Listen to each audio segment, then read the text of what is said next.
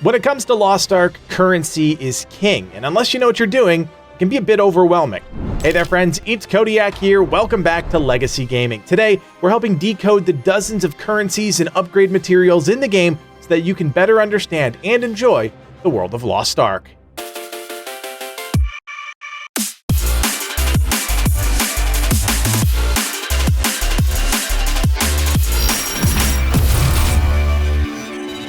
As always, our goal here at Legacy Gaming is to provide you straightforward, easy to understand guides on the games you love to play. If you have any questions about any particular currency, feel free to use the chapters below to help you navigate the video. One thing we should talk about really quickly are where you can see all of the various currencies you have and which ones are bound to your specific character or your entire account. If you head to the top left of your UI, you'll see a golden chest icon. This shows you your entire currency inventory. Here you can see on two separate pages how much of each currency you currently have. We've gone ahead and put these two tabs next to each other here with labels telling you which ones are per character and which ones are across your entire account because it matters. You also have another area of your UI that has things like life skill resources, various island currencies you obtain while sailing, and even rapport items. This whole section right here is account-wide, so just hoard to your heart's content. We'll kick things off with the most common currency in all of Lost Ark, silver. While easily farmed, this is also the second most valuable currency in the game, used to help you do practically everything across the board, from purchasing materials, repairing your tools and gear, and honing your gear across the board. Silver is a vital tool to not only your early game success, but your late game as well. Luckily, it's incredibly easy to farm. You just need to play the game, and if you have alts doing daily activities as well, you'll be swimming in silver in no time. Practically everything under the sun rewards you with silver, but more specifically, questing, Una's tasks, chaos dungeons, and guardian raids are great ways to build up your coffers daily. There's no shortage of ways to get silver in the game, but that's because there's always a need to have some on hand. You'll also need silver for things like faceting ability stones, using the fast travel systems such as triports, ocean liners, and Bifrost portals, and even purchasing food recipes from vendors for completing entries in your adventure tome. Silver is also used to buy standard potions, awakening shards, and eventually as a way to re-roll gems, so as you can see, don't sleep on the opportunity to stock up on silver any chance you get. Gold is the most powerful of all the currencies in Lost Ark and could be considered the primary driving force behind the entire economy of the game. Gold is used to upgrade gear in the later stages of progression, something that gets exponentially more costly the further you get into the game. Gold is also used to buy and sell things on the auction house and market. If you haven't experienced this side of Lost Ark yet, you most likely will at some point. You'll use the auction house to pick up things like valuable engraving books or equipment with more optimized stats that you'll need to complete your build, and to make those purchases, you'll need gold. You'll constantly be chasing activities that reward gold, and there are a fair few, including a few quests, weekly abyssal dungeons, some Procyon Compass Islands, and by turning in your Una's task tokens for gold bundles. Gold also plays another important function at something called the currency exchange. This is a system within the game that lets you buy crystals with gold or buy gold with royal crystals. It's a way to quickly convert real-world money to game currency and vice versa. And yes, before you ask, there is a daily cap on how much you can use this system. Aside from upgrading your gear, gold can also be used to bid on items such as secret maps at the end of Chaos Gates and open-world boss drops, amongst other activities. The cool thing about the bidding system in the game is even if someone walks away with that item, the gold they spent gets split amongst all the players who participated, so everyone walks away with something. Like we said, it's an all-important currency that has a lot of flexibility within the world of Lost Ark, and thus is something you should never waste and always look to obtain more of. You've most likely heard the term premium currency floating around. This is a free-to-play game after all, and in this case, we're talking about royal crystals. The only way to get royal crystals is to bust out your credit card and pay with cash. You'll use royal crystals to make purchases in the in-game store, and it's the primary way to pick up things like custom skins, specialty mounts, and pets, and in some cases, crystal packs. You can also use the currency exchange to turn royal crystals into gold, which, as we just talked about, is a pretty big deal within the game. Outside of the store, royal crystals don't come into the picture, and as always, I like to remind folks that you don't need to open your wallet to enjoy the game. We're just doing our due diligence and covering every currency within Lost Ark. Blue crystals, on the other hand, can not only be purchased via royal crystals, but as we mentioned in the gold section, can be exchanged for gold and vice versa via the currency exchange. These allow you to purchase various cosmetics on the store, renew or purchase your crystalline aura, and make purchases in Mari's secret shop. They're a pretty straightforward currency with a lot of flexibility that you'll likely only start caring about later on when dealing with the store. This is a wider reaching currency than royal crystals and does have an impact on more systems within the game. One currency that isn't used all over the place but goes hand in hand with gold and crystals are Pheons. These are used to facilitate purchases on the auction house. Just keep in mind this is different than the market tab. The auction house will charge a certain amount of Pheons for anything you are both bidding on and win. You can only get Pheons through specific ways, one being they're given out as login rewards and through special events. The other method essentially equates Pheons to gold. Through the currency exchange, you'll convert gold into blue crystals, then use those blue crystals in the store to buy Pheons. Of course, you can always use real-world money if you want, but there is a direct line for earning these within the game. On a personal note, Livid and I aren't huge fans of this currency. Pheons are supposedly used to help regulate the economy, we're just not entirely sure how it all works. Unas tokens are a currency that doesn't actually show up anywhere in your UI once you have them. They are a physical item that are contained within your inventory. You earn Unas tokens simply by completing daily and weekly Unas tasks that then increase your contribution level towards a weekly threshold that award progressively more tokens. Dailies, which can be completed 3 times per day per character, award 2 points each. Weeklies, which can be completed 3 times per week per character, award 12 points each. It is increasingly important to do your Unas tasks, not just because of the various rewards each quest gives you, but because of what these tokens are used for. Gold. On your map, you'll see an icon for the gold shop. Here you can exchange tokens for bags and even chests of gold that give a fixed amount of gold per tier. The kicker here is the 500 token chest not only gives you around 1,300 gold guaranteed, but also has a chance at a gold bar, which can award you 10,000 gold if you're lucky enough to get a drop. Important to note is that the amount of Unas tokens awarded per tier increase directly in line with what your highest item level character is on your account. This is because as you get higher up in levels, you'll need more and more gold. Straightforward and incredibly important. If you're part of a guild, you're most likely familiar with Sylmael Bloodstones, the guild-specific currency within the game. At the time of making this video on the NA EU, these only serve a few functions, but we know this is going to expand over time. On the player side, the biggest thing is that Bloodstones can be used to purchase items from the guild store. This includes important upgrade materials across all of the various tiers. You get Bloodstones by donating to the guild, by contributing to the weekly guild tasks, by supporting the guild's current research, and just logging in and checking in with your guild. On the guild management side of things, Bloodstones are used to start guild research. This allows you to unlock additional guild quests, expand the selection of guild shop items, and other important things to keep your guild moving forward. This is a great currency, one that takes very little investment to accumulate, and one of the reasons why being in a guild is a big deal.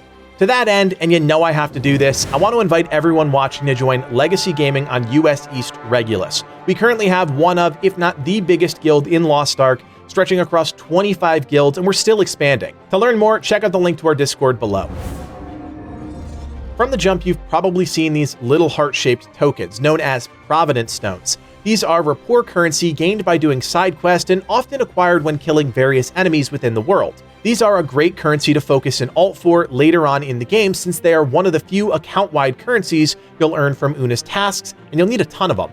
They only serve one real function, to buy rapport items that you can use to advance your relationship with various rapport NPCs. There are vendors all over the world that sell rapport items, and you'll want to be specific about what you spend your Providence Stones on because those items you purchase are better at building relationships with different NPCs.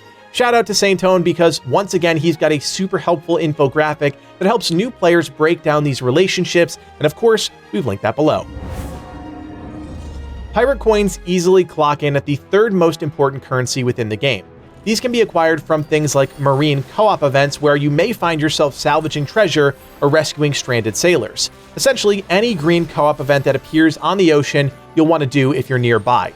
Island quests, especially Freedom Island, also reward these, but if this is your first time taking a look at this currency, our advice is to stockpile these. The reason for this comes down to the variety of places you can actually use these coins, some even being part of core quest steps, such as purchasing your Song of Resonance from the vendor on Peto for 16,500 coins. You'll use these in numerous other quests, and is even a requirement for unlocking the Song of Minuet from Lullaby Island. Other places you'll use these coins are from the various harbor vendors outside major city ports that provide extra progression materials each week on each character, ship upgrade materials, and much more. There are even rare collectibles from various island NPCs that you'll need to purchase with these coins. Additionally, as you dive deeper into your Stronghold upgrades, something you'll need to be staying on top of, you'll begin sending out more and more voyages from your dispatch for passive resource income and seals. These cost pirate coins, and sometimes reward pirate coins, so as you can see, these things make their way into many aspects of your adventure.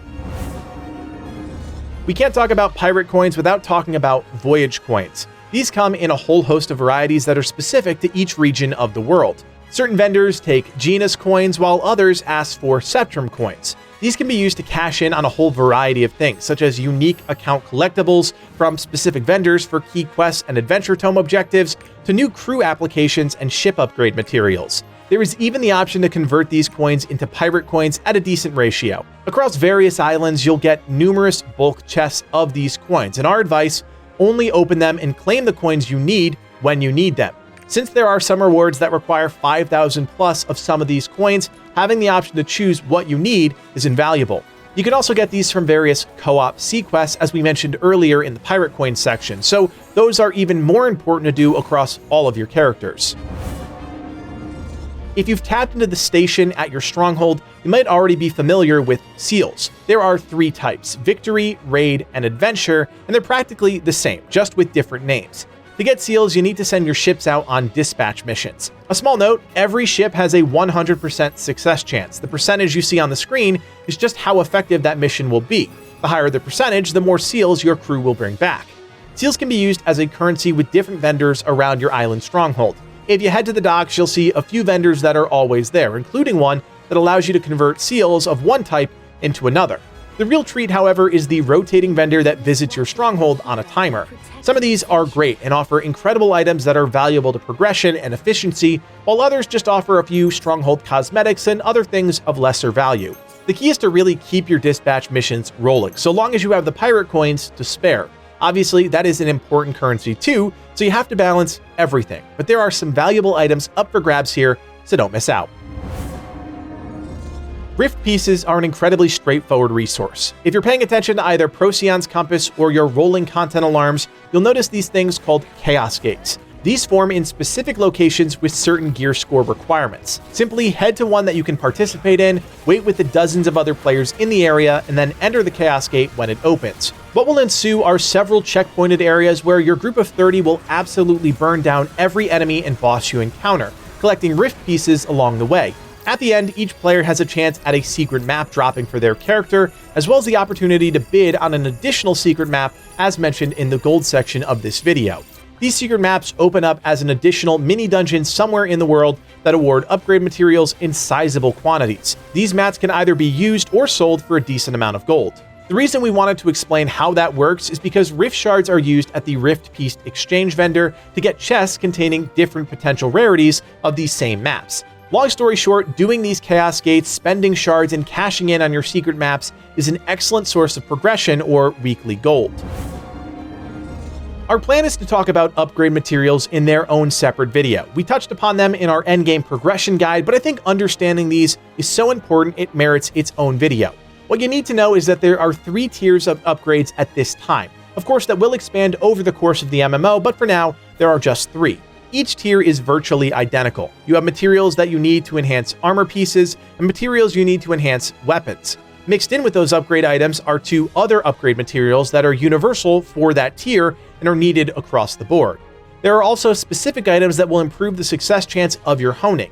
This may not be apparent at the start of your upgrading journey when everything is a 100% chance of success, but it's a big factor the further you progress within the game to ensure you don't waste your materials by failing. This is truly the lifeblood of the vertical progression system in Lost Ark, and if you don't quite understand, that's okay. Like I said, be on the lookout for that additional video. Finally, let's talk about tickets. There are a few types of tickets in the game, and they each give you access to a different type of activity. The most common are cube tickets. This allows you to enter the cube dungeon with a group. You'll fight from room to room, clearing out enemies and avoiding exploding foes. The goal is to clear out all 20 rooms and receive the maximum prize, a fully upgraded chest. If you die along the way, you just go back to whatever chest threshold you were at, so you don't walk away with nothing. Cube tickets shouldn't be used on a whim, and you should always find a solid group before attempting them. In the same vein are boss rush tickets. This is an activity that opens up after gear score 800, and as the name implies, the goal is to kill bosses one after the other, until you eventually die. With each boss you kill, you get a small reward, and like other activities in the game, these range from engraving books to upgrade materials. Tickets are acquired the same way cube tickets are, by completing Chaos Dungeons and Guardian raids. Finally, we have Platinum Field tickets. These are rare items that can be found by simply doing any trade skill activity within the game. Getting a ticket allows you entry into the Platinum Fields, a set of 2 trade skill specific zones that net you a ton of crafting materials. One zone has nodes for foraging, logging, and mining, while the other has nodes for hunting, fishing, and excavating. You can really make great use of this area by doing the Platinum Fields in a group, something we plan on covering in a separate video. If it's not clear by now, there are a lot of currencies in the game, but hopefully we did our job and helped you decrypt some of the mystery surrounding these essential items. Of course, if you ever need a reminder, we've added chapters on the video so you can go back and look up what the currency actually does. Anyways, I think that's enough info for one video. Of course, if you have any questions, leave us a comment in the section below. We'll do our best to help you through any remaining questions you still have about Lost Ark currency. Better yet, if you're still confused and you're looking for some help, come join us on Discord.